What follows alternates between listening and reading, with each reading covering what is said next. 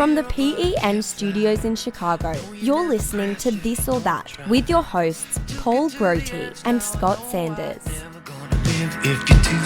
Welcome everyone to the next and latest episode of This or That. I'm one of your hosts. I'm Scott Sanders along with Paul Grote. Paul, how you doing? Hey Scott, I'm doing great. There's different types of vacations you could go on, and Paul and I will each take a side, whether it be an active type touristy vacation versus the, relaxation, rest and restoration type vacation.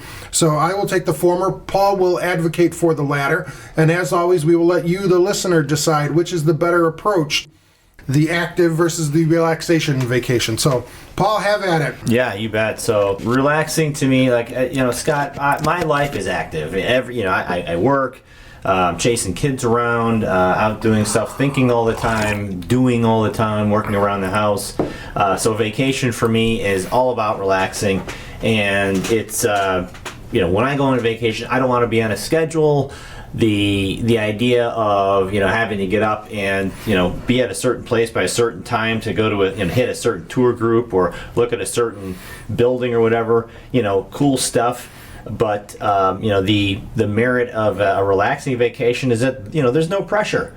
I like taking that trip, knowing that I can park myself, read my book, take some nice walks, unwind, recharge. That to me is why a relaxing vacation is the way to go, at least at this point in my life. Well, you drew blood there with the schedule comment, so I was all armed and ready to talk to you about having a more active vacation where, you see things, you do things, you learn things, you experience things, that there's time enough to rest when you're dead, that kind of thing. But the schedule comment, even if it's an active vacation, I also hate adhering to a schedule, during a vacation. So maybe we could recognize that the relaxation vacation is more anti-schedule friendly, but that you could still pull off an active vacation without having to adhere to a rigid schedule. So, the type of vacation I'm describing isn't, climbing the 7 summits around the world or things like that, but it is something where you see and do and learn and experience culture and, things that you will never see again or haven't seen before, those types of things. So it doesn't have to be where you need to train for your vacation, right? But, the type of thing where you go somewhere and see and do things that you otherwise wouldn't have been exposed to me is more restorative, in the long run, that you sort of come back a fuller person, in mind and spirit. Yeah. No, and I certainly appreciate that, and I've taken my share of trips like that, and I'll do it again. There's something really great about going, and it's learning. It's like going on a field trip with school, right? I mean, the teachers know you're learning, and you don't, and so it's fun, right? Right. Yeah. So you can't, argue against that. Great way to spend some time. One thought I had about relaxing vacations is that they can actually be productive if you think about productivity in a certain way. So I think about a walk on the beach, right? So it's relaxing, and you can clear your mind. You're getting a little bit of exercise at the same time. But man, it can be beautiful. You're listening to the waves crash. You're looking at the water, watching the birds dive or whatever. Kind of almost edging on like a spiritual experience. Clearing your mind. That is another way to think about a relaxing vacation. You're not necessarily just sitting by the pool, sipping on margaritas and mai tais all day, and kind of in a haze. To me, it's a way to really recharge your mind by doing some things like walking on a beach, or if your preference is a mountain vacation, maybe it's a short, non-grueling hike. Just something to mind, body, and soul kind of thing. Yeah, I get that. This topic, I guess we sort of both come at it from the perspective that either one of these you can't do any wrong, right? Yeah.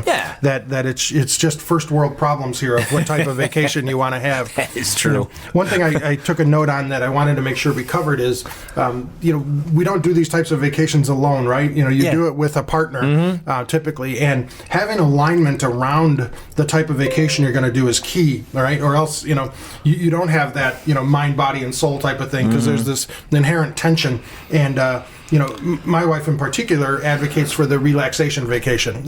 Give me a beach, an umbrella, a book, and what kind of cocktail starts with B, but a type of cocktail, and pick me up in 5 days. That's the type of vacation she favors, and I go a little stir crazy that way. So kind of what we've settled on through the years is, regardless of which sort of primary type it's going to be, we're going to allow for a day in there for the other one, right? Yeah. So if we're having a more adventure vacation and we've gone to Europe and we're touring and doing this and that, let's have a day where we do sleep in and we just stay at the hotel pool or that kind of thing. Sure. Or vice versa, that we're in South Florida at the beach. All right, well, let's go do an Everglade boat tour kind of thing or something. To A, break it up, and B, make sure that the other one gets what they want out of the experience. What are your thoughts on that type of thing? No, absolutely. And we, my wife, by the way, same as yours. Give me the beach umbrella, the book, and the drink that starts with a B. We will have to figure that out before the end of the cast here. But yes, especially as our kids got older, so we did a lot of kind of relaxing vacations when they were younger because they were young and we needed it. All they needed was a pool. We'd go stay at a condo where there's lots of parents around, and we'd keep an eye on our kids. At the same time, it's kind of nice knowing that there's parents everywhere, kind of keeping an eye on everybody. And as they got older, though, they're the ones that would go stir crazy. Day 4 of being kind of on the beach, mom and dad are relaxing and having their mind, body, and soul walks, and they're getting to the age where, hey, can't we go to a movie? Can't we do this? So same kind of idea. We would start to mix in. Well, let's go down to the Kennedy Space Center. Let's go do the like you said, the Everglades boat ride, or mix in a day at Disney World or whatever. I guess I'm very Florida centric right now. But absolutely, there is a mix, and there's good things to say about either, interestingly, you mentioned the touring vacation, and you have to plan for that. We've done the same thing where you've got to know what kind of a trip you're going on, and the vacations we've gone on, we've almost done like an every other year thing. We'll do the really relaxing vacation, and when we do the relaxing, by the way, we'll tend to go to some place that we've been before, or to a place where we know there's not much to do except for there's a beach and a pool and maybe some good restaurants. And then when we go on the the more active vacations, it's always someplace we haven't been before, and I almost feel like obligated. Oh man, I've never been here before, and there's some really cool stuff nearby. You get one chance at it, right? Make the most of it. Yeah. Absolutely. So, I have a neighbor across the street where I live that every year on their anniversary, they alternate years planning a trip, for their anniversary. Okay. And they kind of alternate between that type of adventure thing versus the relaxation thing. And fortunately for them, they got married in the winter, so, there's plenty of destinations that they can fulfill their escapism. So looking at... I'll come back to it, but I've been looking up drinks that start with the letter B. We have plenty to choose from. We're talking about this sort of ability to satisfy both parties, and to not be Florida-centric. A place that we love is vacationing in San Diego, where the weather's perfect. Yep. There's plenty of things to do for those type of adventure days, right? But also plenty of beaches and coastline and the such for that relaxation. Great hotels there, plenty of restaurant options, and so regardless of the type of vacation, somehow you have to, plan for dinner, right? Sure. And I have traveled with friends where, while you're eating breakfast, you're planning lunch, and while you're having lunch, you're planning dinner, and, the whole vacation revolves around the next meal kind of thing. I specifically try to avoid that type of trap when traveling. So San Diego's a great destination that offers, that mix of things to do versus relaxation, and you don't have to stress too hard about what your meal choices are going to be. Plenty of great restaurants to choose from. Yeah. You mentioned, going in, a place like San Diego, and I don't know why that triggered the thought, but I was thinking about the idea of traveling, by yourself or just with your family or your significant other versus a more social vacation. Have you ever done like trips with, your sibling and their kids, or with the neighbors or anything like that, Scott? Yeah, traveling with friends can be fantastic, or it can be a total miss. Right. You've really got to make sure that everyone's aligned. If we're talking about how hard it is to, make you and your spouse happy, Right. who are, somewhat compatible already, right? To Right. end up in that state, Right. to go with other people can be a total hit or miss. I've been on great trips. Just what comes to mind is New Orleans. Traveled with one couple, we had a blast. Yep. The four of us went back with another couple one time, and it was miserable. And the extra couple are fine. It's just their interests on vacation were different than ours. In this particular instance, it was like, wow, we're in New Orleans. It must be booze fest. I was like, man, I did Mardi Gras back in the day, right? This is a little bit different of a type of trip, so we just never could get aligned, Right. We couldn't get aligned on food, people Right. who were more experimental or experiential, I guess Yep. might be a better word. Yep. So you just have to be careful when you're traveling with other people. Yeah. Do you have good and bad stories as it relates to that? Yeah, I mean, mostly on the good side, but I think we've done a pretty good job of picking, compatible people to travel with. But I will say it is important that you travel with people that have the same mindset as you. We did a nice winter vacation a year ago, went with some neighbors, and it was great. Nice and relaxed. We didn't really do much. It was kind of our COVID escape vacation. We hadn't gone anywhere in over a year. Like, that's it. We're leaving. So we took a 5-day trip down to Gulf Shores, and it was great. And traveling with friends, and it was relaxing. There was no pressure to go do a bunch of stuff. It was kind of the classic place where there wasn't much to do. I think that works best. So So we you're were not kinda- competing for things to do Yeah. because there isn't anything to do. And then we've done the active ones as well, and we've done with some kind of extended family, and it's worked out pretty well, just because we know, okay, hey, we're going to this new place and we're going to go be active, and it's hard not to remember also, to dive in our personal lives a little bit here. Scott and I spent some time with a large group of people. Now, we were young, but we spent a lot of time in Prague and Vienna. That was a blast, and it wasn't really a vacation, but kind of like a vacation. We were going around in this big group of American students, exploring cities and, The Adventurous grad school days, yes, absolutely. All right, let's take a quick break here. We're 10 minutes in, and then we'll come back and we'll talk a little bit more about this active versus relaxation. And I promise you we'll get to drinks that start with the letter B, so you could be thinking along with us for your favorites. Got my glass ready. Nice. And now, a word from our sponsors. What if wearing underwear could feel better than going commando? Like if the waistband didn't roll or dig, and the fabric made you sweat less, and the whole thing moved with you, never against you. At Mack Weldon, we're reinventing men's basics, starting with your underwear. Introducing AirKnit X, our lightest, most breathable technology, engineered with 4-way stretch. If you don't love your first pair, it's free. So try one today at MackWeldon.com. Follow This or That on Twitter at PodEntertain. America, your children have an amazing superpower. They can help save lives by not having play dates. That's right. By replacing get-togethers with virtual play dates and video chats, they can help slow the evil spread of germs. And if your superheroes do go outside, make sure they continue their superhero wing by staying 6 feet away from others to protect everyone in America land. Find out more at coronavirus.gov. A message from the CDC and the Ad Council.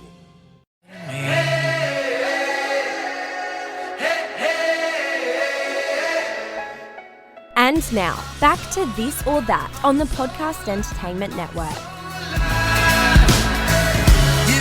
Welcome back from the break here on This or That with your hosts Scott Sanders and Paul Grody. We've been talking about the merits of an active versus relaxation vacation, taking our crack at winning you over, persuading you to our side of the argument. But as always, it's your decision. So please let us know how you feel about it, an active versus relaxing vacation. Get in touch with the show through the PEN listener hotline at 833-PODSNET. That's 833-763-7638. Or email the show at thisorthat@podcastentertainment.com. So, Paul, we've been talking about different types of vacations, and, I thought we might spend some time jumping into what some good destinations are. Just like playing the lottery when it was $600 million earlier in the week, the joy in it isn't that you expect to win, it's that 5 minutes of daydreaming of what you would do with $600 million. So. Yep.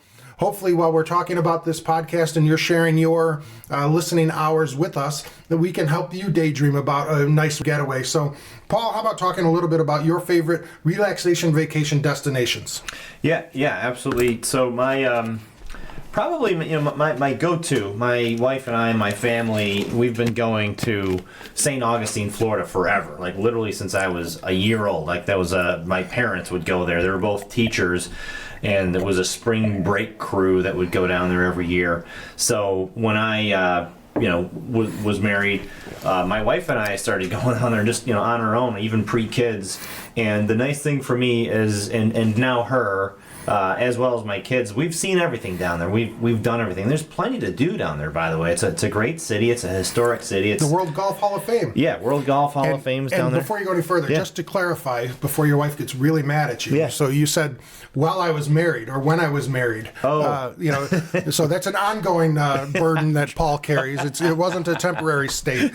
So it's sort of like when I first got married or something like that. Is a better word choice there. Good save, Scott. Exactly. You got my back. Thank you, honey. I love you. The show would end a violent death if that came across the wire. Right. So you're not married, huh? So before I was married, and now that I am married, we continue to enjoy trips to St. Augustine. Been there, done that, and we know all the restaurants down there, all the tourist places, and we go to one of them. Once when we go down there, we'll hit one once in a while. Still, it's still, but we don't feel any pressure to be like, oh, we got to stay here for 3 hours and look at every nook and cranny. No, we can go look at the old fort for 45 minutes. Okay. Still here, still looks the same. Let's go grab a drink and head back to the beach, kind of thing. So that's our kind of number one go-to. Got some others, but would love to hear, Scott, if you've got a go-to. Well, what I liked about that, and we talked about this a little bit in the break, is these don't have to be mutually exclusive. In the first segment we mentioned by day. You can have an adventure day and a relaxation vacation, and vice versa. Yep. But you can also sort of set it up that way within a day. Like, hey, every afternoon, everyone do what you want, but we're going to meet at the pool at 2:00, right when the peak sun or the peak heat of the day. So, morning can be an adventure. You can have a round of golf. You can, do the old fort. Right. You can do those kinds of things. So mornings are for adventures and afternoons are for relaxation, or vice versa. The mornings are for spa and sleeping in, and a leisurely cup of coffee on the veranda. And by afternoon you're up and at 'em doing adventurous things. So it doesn't have to be so so clearly defined the way we're positioning. Yeah, I do like I like that mix, and I think my preference is usually to do the activity first. It's you get up early, go do your thing, get back to your spot, whatever it happens to be, by 2:00, 3:00 in the afternoon. It's cocktail hour. Maybe we're cooking some food or going out to hit a restaurant or something a little bit later. But yeah, I like that mix as well. Yeah. Right. So as it relates to a relaxation vacation, to me, if you're going to, kind of lounge by the pool or lounge by the beach, the weather's got to be perfect, and so South Florida kind of does that for me. The Naples area, where you're on a big wide beach on the Atlantic, that's fantastic to me. Is South Florida in the Naples area. I mentioned San Diego, but I like the adventurous parts of San Diego much more than the relaxation parts. So I'm going to go with Naples, Florida. It's just the perfect spot. You get a good hotel.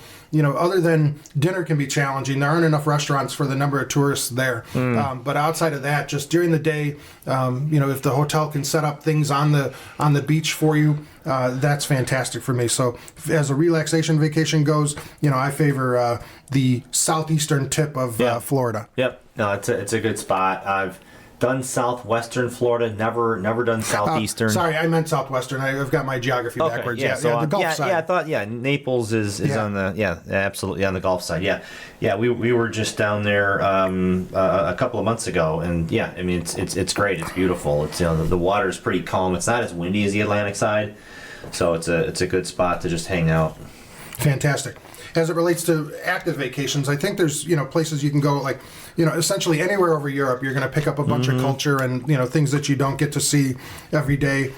Here in the U.S., I like some of these sort of smaller towns. Charleston, South Carolina, Savannah, Georgia. Right, some of these areas that wouldn't be your primary travel destination. San Antonio with the Riverwalk and things like that. I like sort of that second level type vacation. If you're talking about being able to experience something that's different, right? Because the cities I'm describing there are quite a bit different than your average American city. You and so you get some either step back in history or something like that. And I guess I haven't been there, but the commercials I've seen. St. Augustine's kind of like that too, right? Yeah, for sure. Old yeah. town? Yeah, St. Augustine. It's an old town.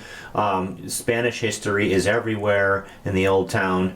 You're gonna go, even if you actively try to not learn, you'll still learn. Right. When you're down there. And it's also these cities that you're mentioning, and St. Augustine is in that mix. They're small. So in other words, they're manageable. You can get through the whole thing, in a few days. You can feel like, yeah, I've kind of seen most of the city, and not in a bad way, like, oh well, been there, done that, I've exhausted it. It's all very compelling, and things that make you want to go back. I too have been to Savannah and Charleston, a little bit more familiar with Savannah. What a unique place. And it's one of our favorite vacations. This is a good example of a mixed vacation of active and relaxing. We did a spring break on Tybee Island, which is the coastal barrier island right near Savannah. We stayed out on Tybee, so that was our kind of, relax, get out on the beach, go to some cute little restaurants and stuff like that. But then we went into Savannah during that, 7-day vacation or whatever, probably 4 or 5 out of the 7 days. And we would go in for a few hours, take in some sights, maybe hit a restaurant there. Just walking around in a place like Savannah is super interesting, just because of the uniqueness of the way it's designed. So I had been to both Savannah and Charleston for work years ago, and loved Savannah, and came home from my week there, and said to the wife, "Oh, we got to go there. It's fantastic. Yeah. What a great 3-day getaway type place, and and all that." And I had mistakenly said Charleston when I meant Savannah. Okay. So we book a flight and we go, and and I'm talking about this restaurant, and you got to see this thing, and and we get there, and I'm headed from the airport to the hotel, and I'm like, this isn't the right route. And everything seems off, right? And we get to the hotel, and I was like, no, this isn't the hotel I meant. Yes, it's the Hilton on the high street, right? But it's so everything's off, and it took me about 5 hours to realize I'd misaligned the cities, and we went to the wrong place for vacation. Wait, so you went to Charleston? I was describing Savannah to her and how great it is, and the moss and the trees, and and all these things, and how wonderful a 3-day getaway it's going to be, and Charleston is fantastic, right? Oh yeah, it's awesome. But I was describing Savannah. Okay. I thought we were going to Savannah. I just said Charleston, and so we booked a trip to Charleston. So everything was off, and I was like, wait a second, this So I just totally screwed up the two cities. We had a great time anyway, sure, of course, because Charleston is a great town. But I meant to go to Savannah and went to go to Charleston, and we have a picture from Charleston that she regularly refers to as the picture from Savannah. So wait a minute. So you in your mind the whole time you were planning a trip and envisioning yourself going to Savannah. Exactly. But you booked the trip to Charleston. Yes. And you actually went to Charleston with that. That is funny. And I thought the cab was taken the wrong way, from the airport, because wait, this isn't the way you go. Everything was like, it was just this bizarro 4 hours until I realized I'm in the whole wrong city. Wow. So I rest my case. That is an argument for the relaxation vacation. Yeah. You were obviously busy. You can't get lost on your way to the beach, right? Oh my gosh. Yeah. Yeah. So the small city thing is great. So compare that to a big city. I mean, I love going and exploring big cities too, but that can be intimidating. That can be not like, oh, I'm scared of the city, but more like, oh my gosh, there's a million choices. How do you go to New York? You're going to choose the wrong weekend, restaurant. right? You're going to choose the wrong Broadway show. Yes. Yep. You have to do research for that. And going to a big city, it is by default, that's an active vacation.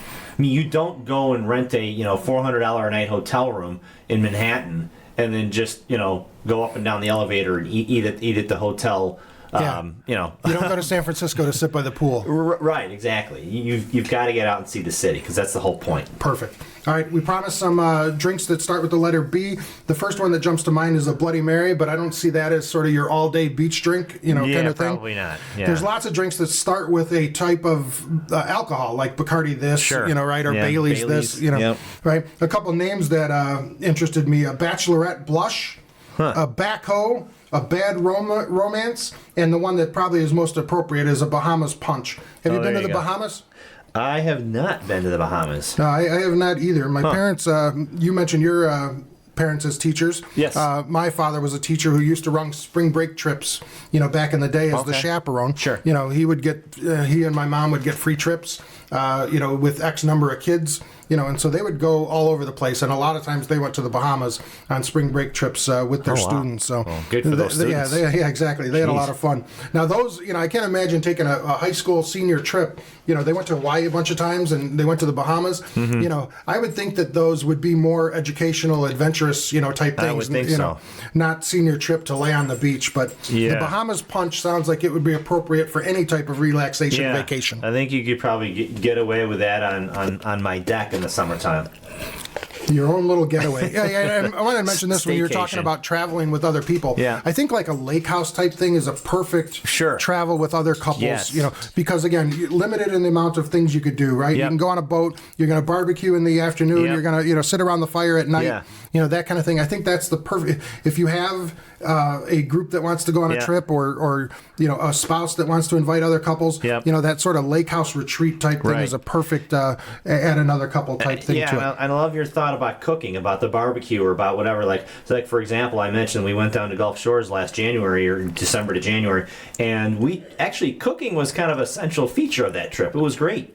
My neighbor and I we go to this like local butcher shop, during the day, and it was a local butcher shop, like old school, like how does this place even exist? Third generation. Yeah, and we would buy like different cuts of meat and stuff. Okay, let's go back and fire up the grill, or we would buy some kind of seafood. It was great, and it was like it's an activity. It stimulates your mind and your thinking, and you're putting this food together, and you're looking forward to something. But it's not like you're out, trying to find some place on a map and getting lost and stressing out about whether or not you're gonna be at the museum on time. Okay. All right, let's take our second break, and then we'll come back with some of our final thoughts here as Paul and I debate the active versus relaxation approach to a vacation here on This or That on the Podcast Entertainment Network. This or That is brought to you by... I'm probably okay to have one more drink before I drive home. I'm probably okay. I open the window to stay alert. Probably okay. I just popped some gum in my mouth. Step out of the car, please. I probably made a mistake. Probably okay isn't okay when it comes to drinking and driving. If you see a warning sign, stop and call a cab, a car, or a friend. Buzzed driving is drunk driving. A message brought to you by NHTSA and the Ad Council. We started Untuck It to help guys look sharp and feel casual. Because traditional shirts just weren't meant to be worn untucked. Untuck It shirts fall at the perfect length and are designed for guys of all shapes and all sizes. So now everyone can experience the perfect fit of an Untuck It shirt. At least somebody made the right call. Want to get in touch with the show? Email us at thisorthat@podcastentertainment.com. Enjoying this podcast? Be sure to check out all the other PEN podcasts by visiting www.podcastentertainment.com. And now, back to This or That on the Podcast Entertainment Network. Welcome back from the break. You're listening to This or That on the Podcast Entertainment Network with your hosts, Paul Grody and Scott Sanders. Please get in touch with the show, 833-763-7638. That's the PEN listener hotline. We're debating in this episode an active versus a relaxation-oriented vacation. And for this last segment, a shorter third segment, we wanted to delve into the length of time and whether that influences the type of vacation you favor. So if you've only got 3 days or you've got 5 days or 7 days, is there an appropriate type of vacation that helps optimize your experience in or during that vacation? So let's start at the narrow end of the spectrum, the shorter vacation, the 3-day weekend, Paul. You know, what are you doing if you've got 3 days away? I'm relaxing. That's my initial reaction. It's the thing about a short vacation. If you've only got 3 days, if I'm active the whole time, if I'm trying to keep to a schedule, I'll look back and feel like, hey, it never happened. I mean, that 3 days will burn up absolutely too quickly. On the other hand, even as I sit here and say that, I do think about, maybe it depends a little bit. Like, for example, if I'm going skiing for 3 days, that's a great vacation. That's a great use of 3 days. I'm going to come back after 3 days, and it's, Monday, and I'm going back to work, and I'll be a little bit tired. But on the other hand, what a great experience. Maybe fishing, same sort of an example. So if I have to be pushed one way or the other, I'm going to go with the relaxing. But again, merits to both. Yeah, certainly there are merits to both. But when I think about a 3-day vacation and trying to, just spend it on a beach or achieve some level of relaxation and unwindedness, what have you, 3 days is just too short. Right, that last day, no matter what you're doing, you're already starting to engage back with society, and so you've really got 2 days at the max to spend in that relaxation spirit, that mode, and it's just too short. You wouldn't have achieved anything. So I do like the 3-day adventure vacation, whether it's skiing, something hyperactive like that, where you come back sore and physically tired, or whether it's sort of that United Airlines 3 perfect days where you're on a walking tour of a city and certain restaurants and taking in certain museums or cultural events or things like that. So if it's going to be short like that, I am a full advocate of the adventure style vacation. Again, with it not necessarily being a physical drain, like skiing, or scuba diving or something like that. Just a big experience. I think will do better to restore you than trying to relax in that amount of time. Well, let me throw at you kind of the opposite, like a longer vacation. I tend to think maybe a longer vacation is a good opportunity to be active, because if I'm on too long a vacation, all right, the risk of a long relaxing vacation is we all have our limit, right? I don't know if for you maybe it's day 3, for someone else maybe it's day 7. I think for me it's like day 8, 9, or 10. I suddenly start to get, I can be like, okay, I'm pretty relaxed now. It's time for me to be active or productive in some way. And, that's where, I might be like, okay, man, maybe, okay, I'm ready to go back to work or whatever that, or just get back home, right? Where that, where all the normal things in life are for me to do and pursue. I'm right with you. I was going to, so the stance I was going to take for these 3, 5, and 7 days is 3's too short for relaxation, vacation. 7's too long. You're stir crazy and bored, at that point in time. So each of those to me favor the adventure model. Whereas the 5-day vacation gives you enough time to truly unwind, right, without boredom or other, busy thoughts creeping in. Yeah, so that's good. I mean, so you've kind of got your sweet spot then. 5 days that's your relaxing vacation. I think so. You can knock out like I said, that last day you're already starting to think about and prep for getting back to the world, right? But 4 days, you're there, you fully unwound, you've had some cocktails, you've made it a big dent in your book, right? That kind of thing. Right? You've gotten tan, right? So I think that's kind of the optimum amount of time if you want to do the truly relaxation, stay at the resort type vacation. I like I said, everybody's got their own kind of limits, and it's funny, the more we have this conversation, the more I realize I do like that balance. And your comment way earlier when you said even when you and your wife plan to go on the relaxing vacation, you get to have your 1 or 2 days of going out and having the activity, and that's that's a great way to think about it. And I think that's how my mentality is. I absolutely like the relaxing vacation, but for me to take a day and take that little side trip or whatever really is also kind of recharging. Yep.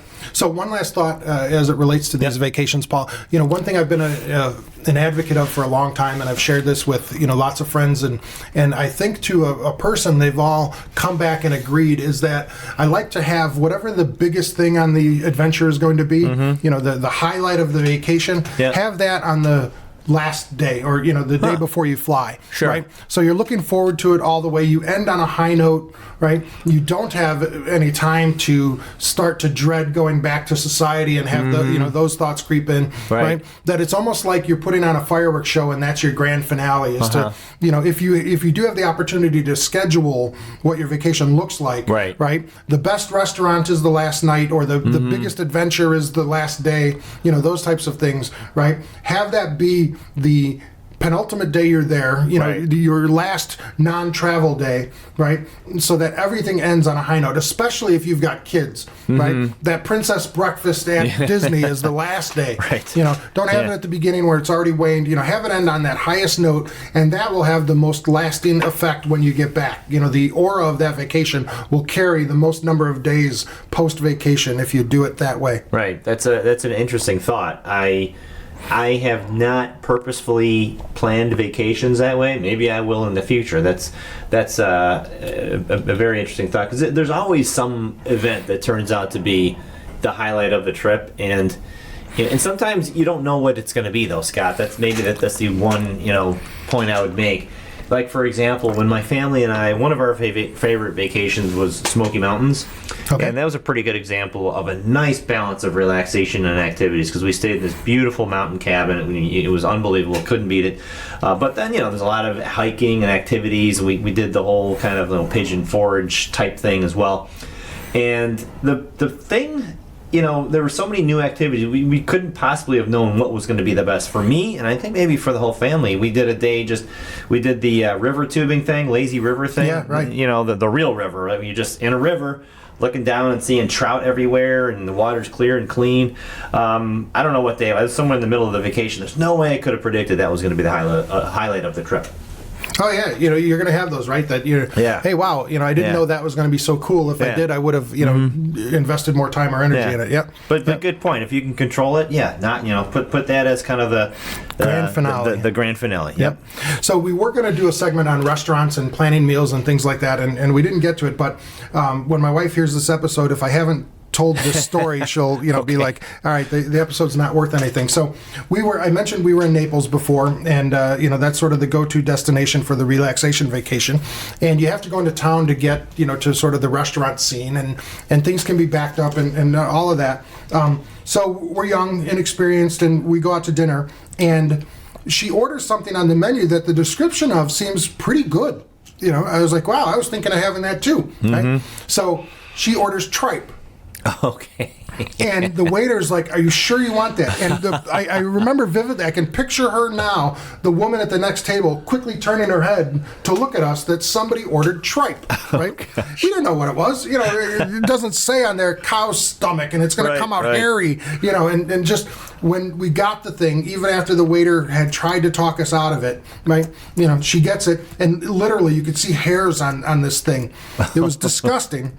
And he says, if you want to order, he hands the plate and he says, if you want to order something else, I'll put it in right away, right? So you're in for something, at that point in time. That's right? funny. So they offered to take, so she didn't eat it, or ordered something else, and they offered to take it off of the bill, and I was like, no, you did your best. It was our mistake. We ordered it. So, we've lived now with the tripe story. So. Oh my gosh! All right, okay, we can't stop this podcast. All right, what do you got? I got a counter story. Same thing. My wife and I, we're young, inexperienced. Not only that, we're in a foreign country. We were in Austria. We're in Vienna. And there's this place there, Scott, you may have been there. In fact, I'm going to go ahead and say I know you've been there. It's called the 12 Apostles Keller, or 12 Apostles Basement. And it's right in the city center. It's this amazing old, medieval building. And you go into the restaurant and you go down there's a main floor dining area. Then you go downstairs, subterranean. There's another floor. And then you go down one more set of stairs and there's the basement of the basement. So, stone and, stone floor, stone walls. Cool place. Right? So we sit down, and obviously it's, German/Austrian food, and the menu's in German. I can read a little bit of German, so I'm like, hey, I got this. When my wife sees one that says pepper salad, I was like, oh, that sounds really decent. good. Yeah, I'm going to try that. So, and I'm thinking like ground black pepper, like it's a salad with a bunch of peppers on it. I'm not sure what she was expecting. She may have been thinking, something like that as well. But what was delivered was a bowl of cold pickled green peppers. Welcome to the German-speaking language. Disgusting. Yeah. The staple of the diet there, right? Oh my goodness! Like we were like, what the heck is this thing? And you think, the worst you can do with a pepper salad is, are they talking about like green peppers, or are they talking about ground pepper? Right? So we were not thinking, something totally different, like pickled peppers. It'll be like a leafy salad with a lot of green peppers in it. We're thinking like that, and for all I know, it was good, and but I mean, for all I know, it could be good, but it didn't look good. And we did not eat it that night. So it can't be a meal either. That can't be an entree, Right, so, right. Yeah, totally not misaligned with expectations. So, we could do a whole show on our experiences back when we were, of a certain age in our travels through Europe with our internships and such. Absolutely. So anyway, that's it for this show. Thanks for listening along with us and spending your time with us. We hope we have persuaded you to one side or the other. Thanks again. Please do get in touch with the show, 833-763-7638, or email this or that at podcastentertainment.com. Happy travels, everyone. Want to stay informed of new episodes on your favourite shows? Sign up for the PEN Listener Club at www.podcastentertainment.com. Thank you for listening to today's episode of This or That.